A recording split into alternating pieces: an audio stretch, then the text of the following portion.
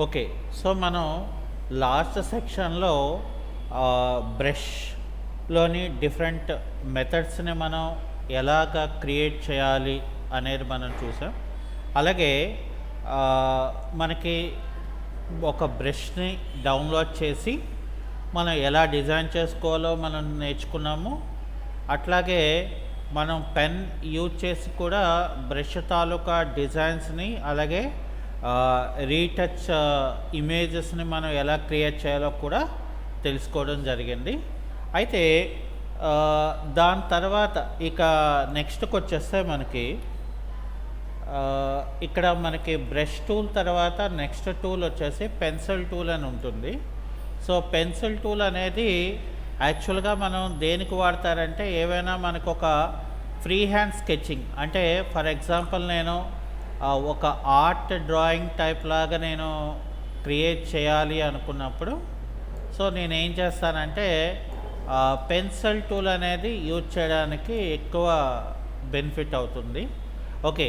So అలాగనే కాదు, యాక్చువల్గా మనం పెన్సిల్ టూల్ని ఇక్కడ మరొకలాగా కూడా వాడుకోవచ్చు. సో ఫర్ ఎగ్జాంపుల్ నేను ఇక్కడ ఒక పెన్ టూల్ తీసుకొని ఇక్కడ పాత్ అనే ఆప్షన్ పెట్టుకొని ఫర్ ఎగ్జాంపుల్ నేను ఒక షేప్ ఆఫ్ డిజైన్ నేను క్రియేట్ చేయాలనుకున్నాను. ఓకే.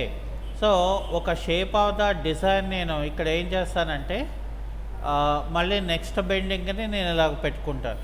సో నాకు ఇలా ఎలా అయితే నేను పెన్ టూల్ డిజైన్ చేసుకున్నానో సో అలాగే నాకు ఒక షేప్ అనేది ఇక్కడ క్రియేట్ అవ్వాలి. సో కాబట్టి నేను ఇక్కడ ఒక న్యూ లేయర్ క్రియేట్ చేసుకొని ఇక్కడ రైట్ క్లిక్ చేస్తే ఇక్కడ మనకి స్ట్రోక్ పాత్ అని చెప్పి మనకు ఒక ఆప్షన్ ఉంటుంది. ఇక్కడ నేను ఏం చేస్తానంటే పెన్సిల్ అని చెప్పి ఇక్కడ ఓకే అని చెప్తాను. అది అయిపోయిన తర్వాత నేనేం చేస్తానంటే పాత్ని సెలెక్ట్ చేయడానికి కంట్రోల్ ఎంటర్ కొడతాను. ఆ తర్వాత కంట్రోల్ డి అంటే డీసెలెక్షన్ చేస్తే ఏమవుతుందంటే నేను ఏదైతే షేప్ క్రియేట్ చేశానో అది అలా ఉండిపోతుంది మనకి. ఓకే. సో అది అయిపోయిన తర్వాత మనం కంట్రోల్ టీ అంటే ఫ్రీ ట్రాన్స్ఫర్మేషన్ తీసుకొని దీన్ని స్కేల్ మ్యానిపులేషన్ అనేది మనం చేసుకొని ఎంటర్ క్రియేట్ చేసుకొని ఇక్కడ కంట్రోల్ టీ చేసి సో దీన్ని పివట్ పాయింట్ అని నేను ఏం చేస్తున్నానంటే ఇక్కడ పెట్టుకుంటున్నాను. సో ఇక్కడ పివట్ పాయింట్ పెట్టుకొని ఇక్కడ యాంగిల్లో ఫర్ ఎగ్జాంపుల్ ఇక్కడ నేను 10 degrees ఇస్తాను. ఇచ్చి ఎంటర్ అని చెప్తాను. అది అయిపోయిన తర్వాత మనం ఫ్రీ ట్రాన్స్ఫర్మేషన్ చేయడానికి shift plus control plus alt plus T అనేది మనం ప్రెస్ చేస్తే ఏమవుతుందంటే మనకి రిపీటెడ్ ట్రాన్స్ఫర్మేషన్ అనేది క్రియేట్ అవుతుంది. సో ఎప్పుడైతే నేను ఇక్కడ రిపీట్ ట్రాన్స్ఫర్మేషన్ చేశానో సో నాకు షేప్ టోటల్గా అంటే ఇక్కడ కంట్రోల్ ఆల్ట్ ఏ చేసి కంట్రోల్ ఈ అంటే కంబైన్ ద లేయర్స్ అనేది నేను ఇక్కడ తీసుకొని దీనికి ఏం చేస్తానంటే నేను కంట్రోల్ టీ అంటే ఫ్రీ ట్రాన్స్ఫర్మేషన్ తీసుకొని ఇక్కడ ఆల్ట్ డ్రాగ్తో స్కేల్ని మనం ఇక్కడ సెట్ చేసుకుంటాం. సో ఇలా సెట్ చేసుకున్న తర్వాత ఎంటర్కి కొట్టి మళ్ళీ ఇక్కడ కంట్రోల్ జే కంట్రోల్ టీ అని చెప్పి ఇక్కడ నేను ఏం చేస్తానంటే ఫర్ ఎగ్జాంపుల్ యాంగిల్లో 5 degrees ఇస్తాను. ఇచ్చి దీన్ని ఆల్ట్ పట్టుకొని ఇలాగ డ్రాగ్ చేస్తాను. సో డ్రాగ్ చేస్తే ఏమవుతుందంటే మనకి సో ఇక్కడ డిఫరెంట్గా మనకి ఆ డిజైన్ ఏదైతే ఉంటుందో మనం పెన్సిల్ టూల్తో కూడా మనం క్రియేషన్ అనేది చేసుకోవచ్చు అన్నమాట. సో ఈ యొక్క యూజ్ అనేది మనం ఇందులో ఉంటుంది. సో ఇంకా దాని తర్వాత మనకి కలర్ రీప్లేస్మెంట్ టూల్ అని మనకు ఒక టూల్ ఉంటుంది. దీనికి ఏం చేయాలంటే మనం ఒక పిక్చర్ని మనం తీసుకోవాలి. సో ఒక పిక్చర్ని మనం తీసుకున్న తర్వాత ఫర్ ఎగ్జాంపుల్ నేను ఇక్కడ ఒక టూల్ తీసుకొని ఇక్కడ ఏం చేస్తానంటే నేను ఫర్ ఎగ్జాంపుల్ ఇక్కడ నేను రెడ్ కలర్ తీసుకుంటాను. సో రెడ్ కలర్ తీసుకున్న తర్వాత ఇక్కడ ఏం చేస్తానంటే కలర్ రీప్లేస్మెంట్ టూల్లో మనకి హ్యూ అని ఉంటుంది. సో హ్యూ అనేది ఏం చేసి పడుతుందంటే మనకి కలర్ని యాడ్ చేస్తుంది అన్నమాట ఇమేజ్ మీద. దాని తర్వాత మనకి ఇక్కడ సాచురేషన్ అని ఉంటుంది. ఎక్కడైతే మనం డ్రాగ్ చేసామో ఆ ఏరియాలో బ్రైట్నెస్గా మనకు అది క్రియేట్ చేసి చూపిస్తుంది. అది అయిపోయిన తర్వాత ఇక్కడ కలర్ అని ఉంటుంది. యాజ్ ఇట్ ఈజ్గా మనం ఏ కలర్ అయితే మనం అప్లై చేసామో ఆ కలర్ అనేది మనకి ఇమేజ్ మీద డైరెక్ట్గా మనకి అప్లికబుల్ అవుతుంది అన్నమాట. చూసారా మరి? సో కలర్ అనేది ఏదైతే మనం పెట్టుకున్నామో అది ఇక్కడ ఈజీగా మనం కలర్ని రీప్లేస్ చేసుకోవడం జరిగిందనమాట. రైట్? సో దీన్ని మళ్ళీ మనం ఒరిజినల్ ఇమేజ్ కింద నాకు కావాలి అనుకుంటే ఇక్కడ మనకి హిస్టరీ బ్రష్ టూల్ తీసుకోండి. సో ఇమేజ్ని సేవ్ చేయకుండా ఉన్నప్పుడు మనం ఇక్కడ ఏం చేస్తామంటే సో ఇక్కడ ఈ రకంగా మనం ఎలిమినేట్ చేయవలసి ఉంటుంది. ఆటోమేటిక్గా ఇమేజ్ అంతా కూడా మనకి క్లీన్ అయిపోతుంది. అయితే ఇక్కడ మనకి చూడండి, ఇందులోని కలర్ రీప్లేస్మెంట్ టూల్ అంటే సో మనకి ఎక్కడ కలర్ కావాలో అక్కడ యాడ్ చేయడానికి అవుతుంది. ఓకే, కానీ ఇక్కడ ఇందులో మనకి మిక్స్డ్ బ్రష్ టూల్ ఉంటుంది. సో ఈ మిక్స్డ్ బ్రష్ టూల్లో మనకి ఏదైనా ఒక కలర్ని యాడ్ చేయాలి అనుకుంటే సో ఇక్కడ మనం డ్రాగ్ చేస్తే ఏమవుతుందంటే ఆటోమేటిక్గా ఆ కలర్ అనేది దాని మీద అప్లికబుల్ అవుతుంది అనమాట. అంటే బ్రష్ టూల్ లేకుండా మనం అప్లై చేస్తే అదేమవుతుందంటే ఇమేజ్ అనేది మనకి డ్యామేజ్ అవుతుంది. ఓకే, సో అది ఇక్కడ మనం చూసుకోవాలి. సో ఇక్కడ మనకి ఏంటంటే మళ్ళీ హిస్టరీ బ్రష్ టూల్ తీసుకొని మళ్ళీ మనం నార్మల్ ఇమేజ్ కింద మనం ఇక్కడ క్రియేట్ చేసుకోవడానికి స్కోప్ ఉంటుంది. ఓకే, సో అది అయిపోయిన తర్వాత ఇక నెక్స్ట్కి వచ్చేసరికి ఏంటంటే మనకి ఎరేజర్ టూల్ అని మనకు ఉంటుంది. జనరల్గా ఎరేజర్ టూల్ తాలూకా యూజ్ ఏంటి ఉంటుంది, మనకి అవసరం లేని పార్ట్ ఏదైతే ఉంటుందో దాన్ని మనం రిమూవ్ చేయడానికి వాడతాం. ఓకే, సో అవసరం లేని పార్ట్ ఏదైతే ఉన్నారో ఆ అవసరం లేని పార్ట్ని మనం రిమూవ్ చేయడానికి వాడతాం కదా. సో కానీ ఇక్కడ మనం ఏం చేస్తామంటే ఎరేజర్ టూల్ని వాడుకొని కూడా మనం డిజైన్స్ అనేది మనం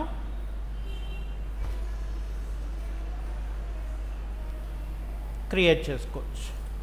ఎలాగంటే మనం సిమిలర్ ఇమేజెస్ మన దగ్గర ఉంటే సో ఆ ఇమేజెస్ని మనం ఏం చేస్తామంటే జాగ్రత్తగా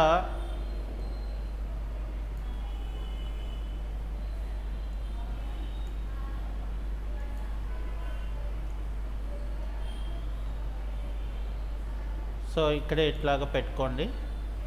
సో పెట్టుకున్న తర్వాత ఇప్పుడు ఫర్ ఎగ్జాంపుల్ నాకు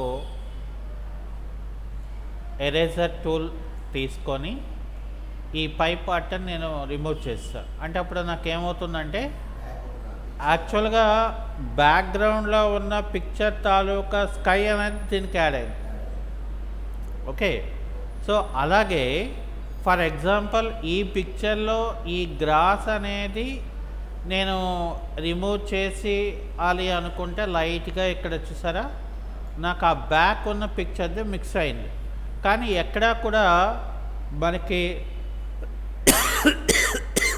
కట్ చేసి దాన్ని పెట్టినట్లకైతే మనకి ఎక్కడా ఉండదన్నమాట.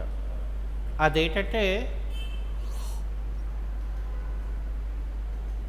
డిపెండ్ ఆన్ ద పిక్చర్ బట్టి మనం ఇక్కడ క్రియేట్ చేయడానికి ఎక్కువ పాసిబిలిటీ అనేది మనకు ఉంటుంది. సో అది అయిపోయిన తర్వాత మనకి ఇక్కడ నెక్స్ట్ టూల్కి వచ్చేసరికి అంటే ఇక్కడ మనం ఏం చేయాలి, ఫస్ట్ ఒక ఇమేజ్ తీసుకోవాలి మనం. అంటే బ్యాక్గ్రౌండ్ ఎరేజర్ టూల్ అని మనకు ఒక టూల్ ఉంటుంది. ఈ బ్యాక్గ్రౌండ్ ఎరేజర్ టూల్కి మనం ఏం చేయాలంటే ఫస్ట్ ఆఫ్ ఆల్ మనం ఒక పిక్చర్ ఏదైనా మనం ఒకటి తీసుకోండి. సో ఏదైనా ఒక పిక్చర్ని మనం తీసుకోండి, మంచి పిక్చర్.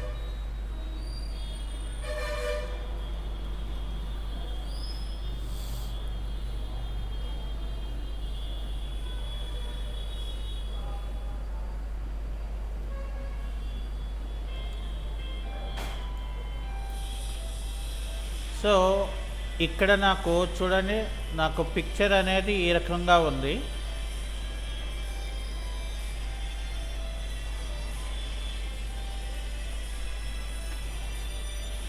ఇక్కడ ఏం చేస్తామంటే మనం బ్యాక్గ్రౌండ్ ఎరేజర్ టూల్ తీసుకొని ఇక్కడ కలర్ శాంప్లింగ్ అనేది మనం సెలెక్ట్ చేసుకొని ఇక్కడ ఓకే అని చెప్పి, సో ఇక్కడ ఏం చేయాలంటే మనం ఇలాగా జస్ట్ డ్రాగ్ చేసేస్తే ఏమవుతుందంటే నాకు ఆ బ్యాక్గ్రౌండ్ ఇమేజ్ ఏదైతే ఉంటుందో ఆ కలర్ అనేది ఆటోమేటిక్గా నాకు పిక్చర్ నుండి ఎలిమినేట్ అయిపోద్ది అనమాట.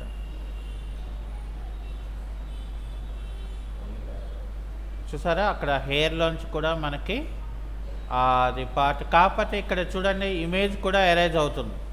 సో ఎందుకనంటే బికాస్ ఇక్కడ ఇమేజ్లో మనకి స్ట్రెంగ్త్ అనేది అంత ఎక్కువగా లేదు. ఓకే, సో కాబట్టి ఇక్కడ ఏం చేయాలంటే మనం ఎప్పుడైనా ఆబ్జెక్ట్కి మనం స్ట్రెంగ్త్గా మనం కట్ చేసుకోవాలి అని అంటే ఫస్ట్ మనం ఏం చేయాలి, ఫస్ట్ ఇక్కడ ఇమేజ్ ఏదైతే మనకి కట్ అవ్వకూడదు అనుకుంటానో, సో ఇక్కడ ఏం చేస్తానంటే నేను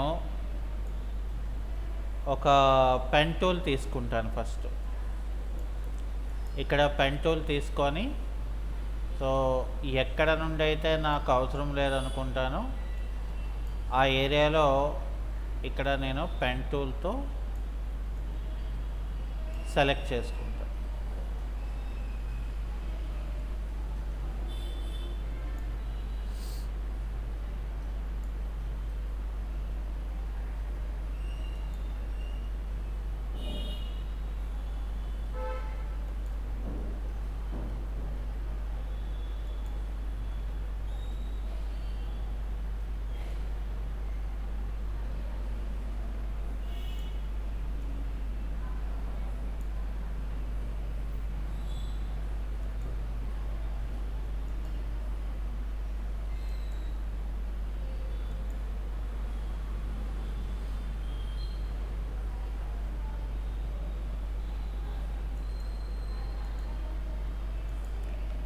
ఈ పార్ట్కి వచ్చేసరికి మనం కట్ చేయడం అనేది కొంచెం కష్టమవుతుంది కాబట్టి, సో నేనేం చేస్తానంటే అవుటర్ పార్ట్స్ని నేను రిమూవ్ చేసుకుంటాను. సో ఎందుకు అలా చేశాను అనేది మనం చూద్దాం.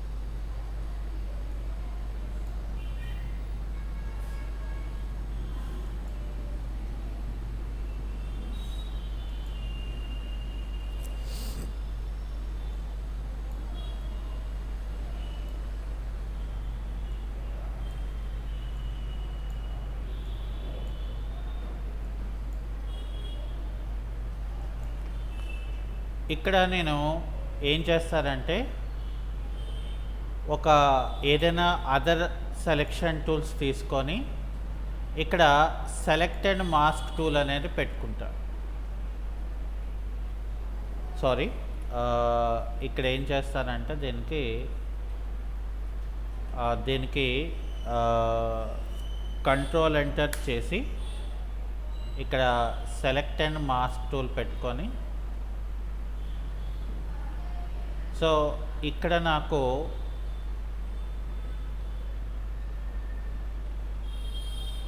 ఇక్కడ మనకి ఇందులో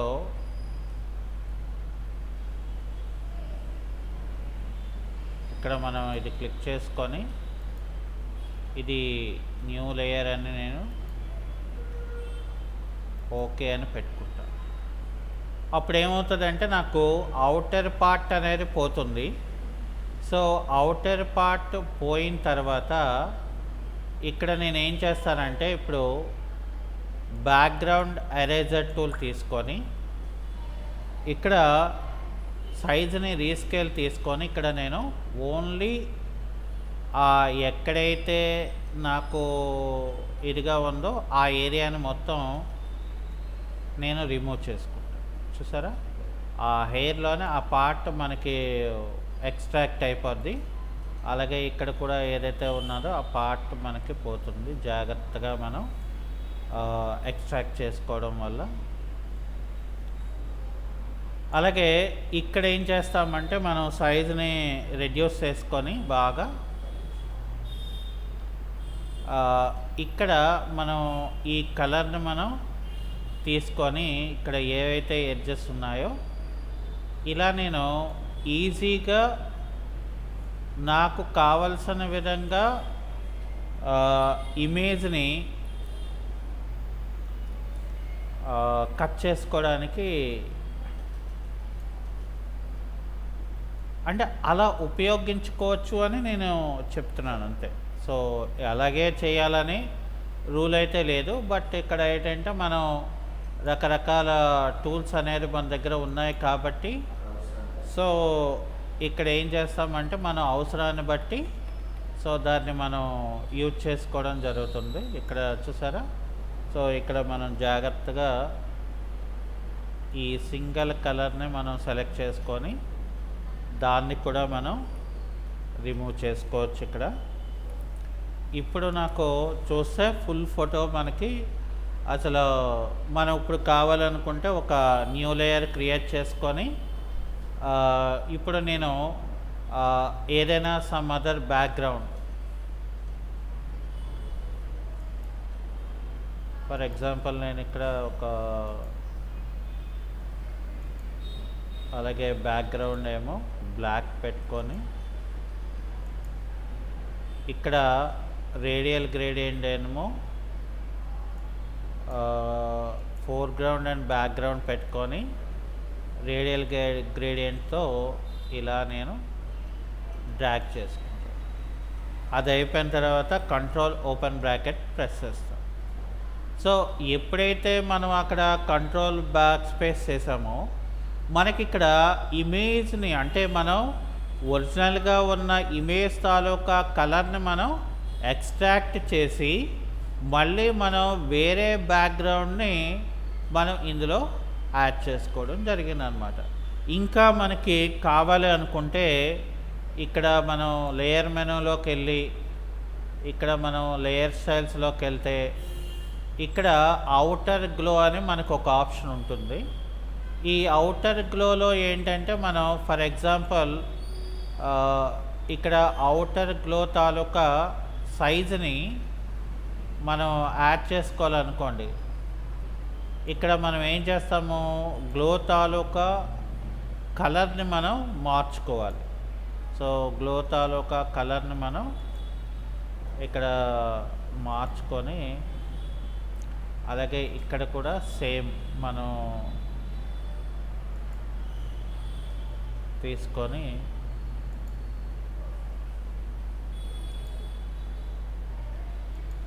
ఈ కలర్ని మనం ఇక్కడ పిక్ చేసుకొని ఇక్కడ ఓకే పెట్టుకుంటే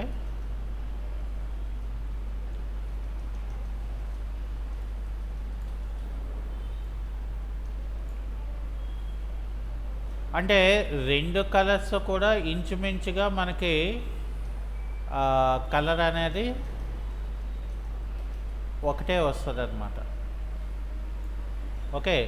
సో ఇలాగా మనం కావాలనుకుంటే ఔటర్ పార్ట్‌ని కూడా మనం క్రియేట్ ఇది నాయిస్ అండి. సో నాయిస్ మనం కాకుండా ఓన్లీ మనం దాని తాలూకా సైజ్ ఎంత మేరకు కావాలో అంత మేరకు మనం స్ప్రెడ్ చేసుకుంటే చుట్టూ గ్లోనెస్ అనేది మనకి క్రియేట్ అవుతుంది అనమాట. ఆ పర్టికులర్ ఏదైతే ఉంటుందో ఇక్కడ మనం ఇమేజ్ని సెలెక్ట్ చేసి ఇక్కడ లేయర్లో అవుటర్ గ్లో అని చెప్తే సో ఆటోమేటిక్గా ఇక్కడ చూడండి నాకు ఇలా ఇది గ్లోయింగ్ వచ్చేసింది చూసారా. సో దీన్ని నేను ఇలాగా రెడ్యూస్ చేసేస్తే సో ఓన్లీ అవుటర్ స్కేలింగ్ అనమాట. అంటే నాకు కలర్ ఫర్ ఎగ్జాంపుల్ నేను ఏమైనా కలర్ మనం మార్చాలి అనుకున్నప్పుడు ఇక్కడ ఏం చేద్దామంటే వేరే సమ్ అదర్ కలర్ని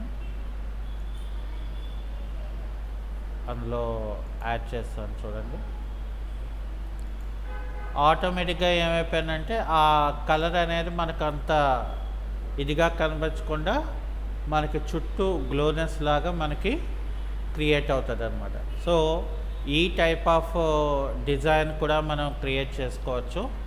అలాగే ఫర్ సపోజ్ మనం ఇక్కడ ఇంకా ఏం చేసుకోవచ్చు, ఇమేజ్లోకి వెళ్ళి అడ్జస్ట్మెంట్లోకి వెళ్ళి ఇమేజ్ మీద ఇక్కడ హెచ్డిఆర్ ట్యూనింగ్స్.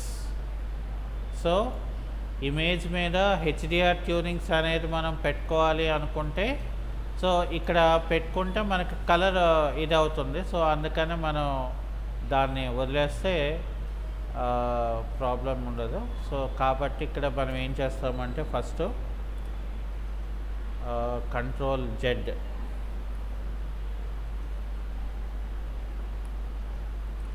సో ఇక్కడ ఇమేజ్ లేయర్ని మాత్రమే అడ్జస్ట్మెంట్లోకి వెళ్ళి